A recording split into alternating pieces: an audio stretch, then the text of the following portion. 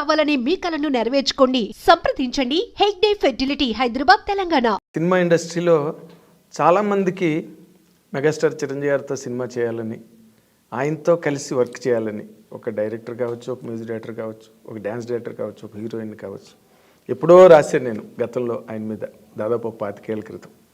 అందరి గమ్యం చిరంజీవి గారని. అలాంటి గమ్యాన్ని మీరు 2 చేతులతో పట్టుకున్నారు. How is your feeling about it? అంటే అది వి కాంట్ ఎక్స్ప్రెస్. అసలు ఊహించలేదు, అలా జరిగిపోయింది అంతే. అది అంతేనా? అంటే మిరాకిల్స్ అనేవి చెప్పి జరగవండి, జరిగిపోయిన తర్వాత తెలుస్తుంది మిరాకిల్ అని. మిరాకిల్ అని అలాగా అంటే మాలాంటి జర్నలిస్టులు చెప్తాం మిరాకిల్ లేదని. మీకు అప్పటికీ మిరాకిల్ అని తెలియదు, జరిగిపోయింది అలాగే. అసలు మీరు ఆ దాంట్లోనే ఉంటారు, ఆ క్లౌడ్లోనే. నేను ఒక ఇంటర్వ్యూలో ఎప్పుడో చెప్పాను అనమాట, లైక్ బింబిసార ఇంటర్వ్యూ జరుగుతున్నప్పుడు ర్యాపిడ్ ఫైర్ క్వశ్చన్స్ అడుగుతారు కదా. అవును. అడిగితే చిరంజీవి గారితో చేస్తే ఎలాంటి సినిమా చేస్తారు అంటే ఫ్యాంటసీ సినిమా అన్నాను. ఓ అప్పుడే అది నిజమైంది. అది నిజమైంది మళ్ళీ అదొక ఇమీడియట్గా ఇంత త్వరగా వస్తుందని ఎక్స్పెక్ట్ చేయలేదు. ఓకే, అంటే మీ వైపు నుంచి ఏ ప్రయత్నం దాని పట్ల జరిగిందా అసలు? అది ఎలాగే సార్ చిరంజీవి గారిని రీచ్ అవ్వాలంటే చాలా ఉంటుంది సార్. అంటే ఒక ఫస్ట్ టైం డైరెక్టర్కి ఆ సినిమా తర్వాత కథ రాసుకుని ఆయన దగ్గరికి వెళ్ళాలి అంటే డెఫినెట్ గోల్ ఉంటుంది. బట్ నాకేంటంటే లక్కీలీ ఈ సినిమా అయిపోయిన తర్వాత నాకు యూవీ క్రియేషన్స్ విక్రమ్ ద్వారా పరిచయం అయింది. మళ్ళీ చిరంజీవి గారిని కలిసే అవకాశం దొరికింది నాకు. ఓకే, చిరంజీవి గారిని కలిసి అండ్ చరణ్ కలిసాను నేను. చరణ్ గారు చెప్పిన తర్వాత చిరంజీవి గారికి కథ చెప్పింది. అలా అది ప్రాజెక్ట్ మెటీరియలైజ్ అయింది. ఓహో, యూవీ క్రియేషన్స్ విక్రమ్ నుంచి రామ్ చరణ్ గారి దగ్గర నుంచి చిరంజీవి గారు. ఓహో, తక్కువే జర్నీ కదా.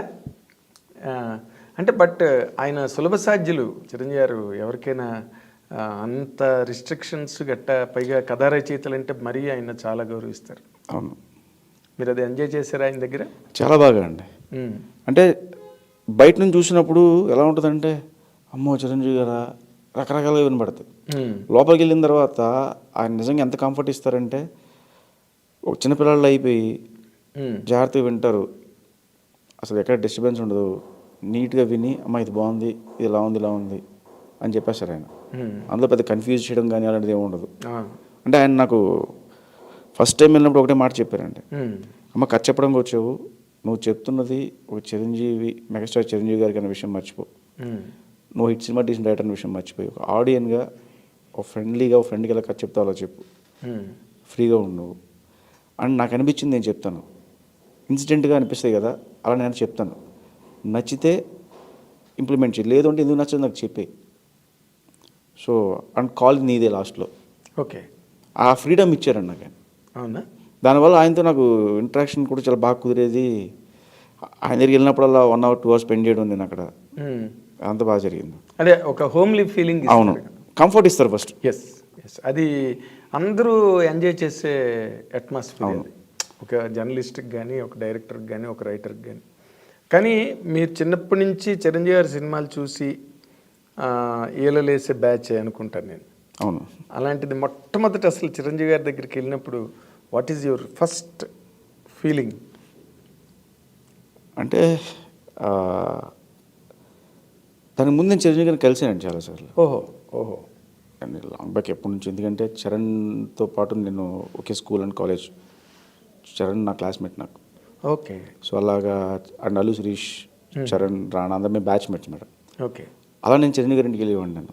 ఓహో, సో అలా చూసి, అంటే డాడీ వీళ్ళందరూ ఉంది కాబట్టి అవును, అలా నాకు పరిచయం నాకు. ఓకే. ఆ తర్వాత మధ్యలో ఒక 10 days 15 days ఓ సినిమా కూడా పనిచేశాను ఆయన సినిమాకి నేను. ఏ సినిమాకి? శంకర్దాదా MBBSకి అప్రెంటిస్కి వెళ్ళా. ఓకే, సో అలా కూడా నాకు ఆయన పరిచయం అన్నమాట. ఓకే, సో నిన్ను చూసి కొత్తగా ఫీల్ అయ్యేది ఏం లేదు ఆయన? కొత్త కుర్రాడు వచ్చాడు. బట్ డెఫినెట్గా అప్పుడు ఏదో మామూలుగా ఇప్పుడు డైరెక్టర్గా వెళ్ళినప్పుడు ఒక ఎక్సైట్మెంట్ ఉంటుంది. ఎస్ చిరంజీవి గారు కథ చెప్తున్నావు, ఎస్ ఖచ్చితంగా రోజు రాత్రి ఎలాగా ఖచ్చితంగా ఆ టెన్షన్, ఆబ్వియస్లీ ఆ టెన్షన్ ఉంటుందండి. అవునా? ఏంటి what is the special homework మీరు చేసింది? చిరంజీవి గారికి రేపు కథ చెప్పబోతున్నావు, and all time great hero, and of course మీకు ఫ్యామిలీతో రిలేషన్ కూడా ఉంది కాబట్టి అంటే ఒకటి చెప్తాను సార్, హీరో డైరెక్టర్ ఎంత ఫ్రెండ్స్ అయినా అవ్వచ్చు, లేకపోతే వేరే వేరే రిలేషన్ అయినా ఉండొచ్చు, కానీ కథ నచ్చిందని సినిమాలు చేస్తారు సార్ ఎవరన్నా. మనం చెప్పే కథ నచ్చాలి. ఎస్. ఈవెన్ బ్యాక్గ్రౌండ్ కూడా ఒకటే చెప్తా, ఎక్కడి దాకా తీసుకెళ్తుంటే ఫోన్ కాల్ వరకు తీసుకెళ్తారు. సార్ ఐఎమ్ సో అంటే ఓకే రామ్మా అంటారు. అక్కడికి వెళ్ళిన తర్వాత మనం కథ చెప్పి ఒప్పించుకోవాలి. మనం చెప్పే కథ నడిపిస్తే తప్పితే ఓకే ఈ నా ఫ్రెండ్ కొడుకు, లేకపోతే ఈయన నా అబ్బాయి వాళ్ళ అబ్బాయి, అవన్నీ నడవండి. అవును. స్ట్రైట్గా మనం వెళ్ళి చెప్పే కథే మనల్ని నిలబెడుతుంది అక్కడ ఫైనల్ కంటెంట్. ఎందుకంటే కథ విషయంలో ఆబ్లిగేషన్స్ ఇవన్నీ పనిచేయవు. అవును అవును. కథ కంటెంట్ స్పీక్స్ అంతే. ఇప్పుడు ఆయన కథ నచ్చింది కాబట్టి మెటీరియలైజ్ అయిందండి, నచ్చకపోతే అవును వేరే కథ చూసి వేరే వెళ్ళాలి మళ్ళీ. అవును కరెక్ట్ కదా.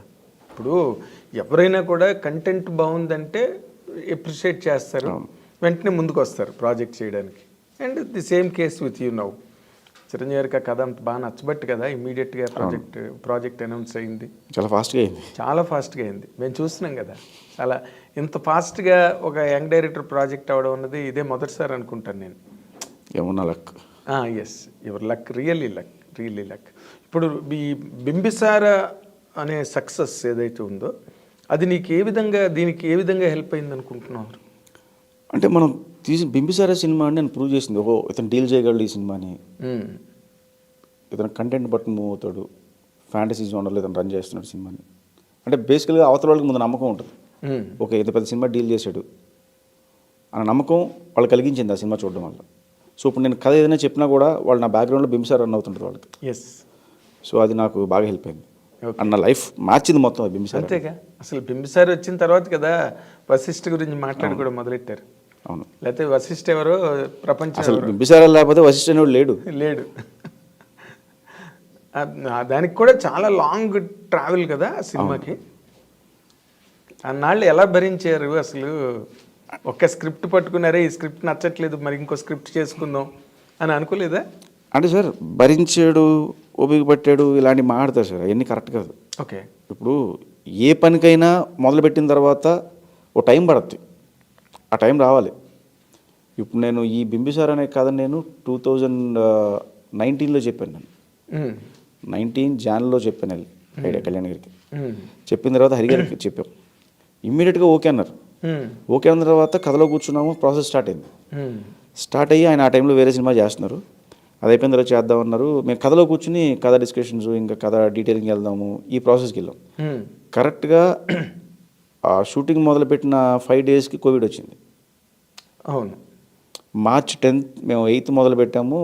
కరెక్ట్గా అప్పుడే 10th 11th రోజు మోడీ గారు అనౌన్స్ చేశారు షట్ డౌన్ అని చెప్పి, లాక్డౌన్ అని చెప్పి. కరెక్ట్గా 15th మూసారు. 5 days షూట్ చేసాం. ఆ బింబిసార్లో దర్బార్ సీక్వెన్స్ ఏదైతే ఉందో ముసలమే నడిచి వెళ్ళేది, ఫస్ట్ పెట్టడమే ఆ సీక్వెన్స్ పెట్టారు. ఓకే. అది షూట్ దర్బార్ సీక్వెన్స్ ఫినిష్ చేసాము, లాక్డౌన్ అన్నారు. ఇంకా అక్కడ నుంచి మనకు రకరకాల థాట్స్, మన సినిమా ఉండదా ఓటీటీలు వచ్చినాయి, థియేటర్ జనం రారు, ఇలాంటివన్నీ ఏంట్రా కరెక్ట్ నానా కష్టాలు పడి హెటర్ అయిన తర్వాత ఈ కష్టాలు ఏంటి, అసలు ప్రపంచం ఆగిపోయేలా ఉంది, అవును అసలు ప్రపంచంలో మన సినిమా తీస్తాం చూపించగలవా, ఇలాంటి డౌట్స్ అనేవి రజనీ. కానీ బట్ గట్స్ అనేవి ప్రొడ్యూసర్ హరి గారి కంటే ఆయన నమ్మకం. ఆయనకి చాలామంది చెప్పారు ఎందుకు ఆపేయండి, ఎక్కడితో అయిపోయింది, ఎవరో చూడరు, 5 రోజులు ఓటీటీలు వేసేయాలి, థియేటర్లకు ఎవరు రారు అని చెప్పినా కూడా ఆయన కళ్యాణ్ రామ్ గారు చాలా స్ట్రాంగ్గా నిలబడ్డారు. ద డే 1 కథను ఎలా నమ్మారో లాస్ట్ డే వరకు కూడా అదే నమ్మకం మీద ఉన్నారు.